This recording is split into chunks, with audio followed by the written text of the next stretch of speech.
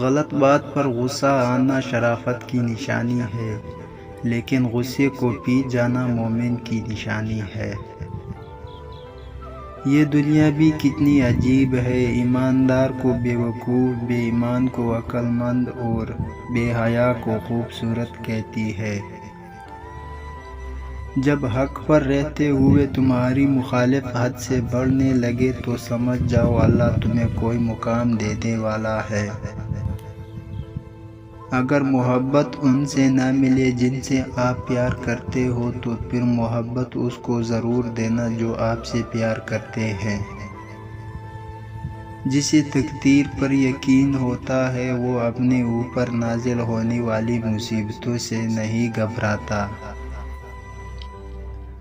تم خود کو پاک مت کہو، تم میں سے نیک آدمیوں کو اللہ جانتا ہے۔ اپنی بیٹی کو ہرگز ناراض نہ کرنا کیونکہ یہ مشکل وقت میں تمہاری بہت ہی قیمتی مددگار ہے۔ رشتوں کو طے کرنے میں دینداری کو مقدم رکھو۔ مسلمان کا اپنے اہل خانے پر خرچ کرنا بھی صدقہ ہے۔ اللہ تعالیٰ ماں باپ کو ستانے کا گناہ نہیں بخشے گا۔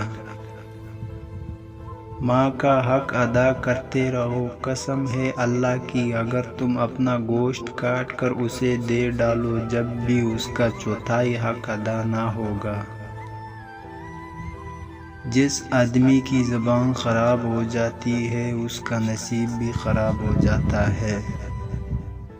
دنیا کا سب سے مشکل کام اپنی اصلاح کرنا اور سب سے آسان کام ہے دوسروں پر تنقید کرنا۔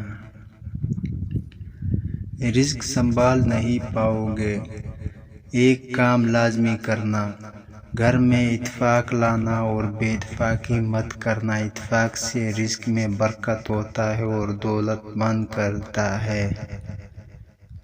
بدلہ لینے والوں سے مت ڈرو، معاف کرنے والوں سے ڈرو کیونکہ ان کا بدلہ اللہ لیتا ہے۔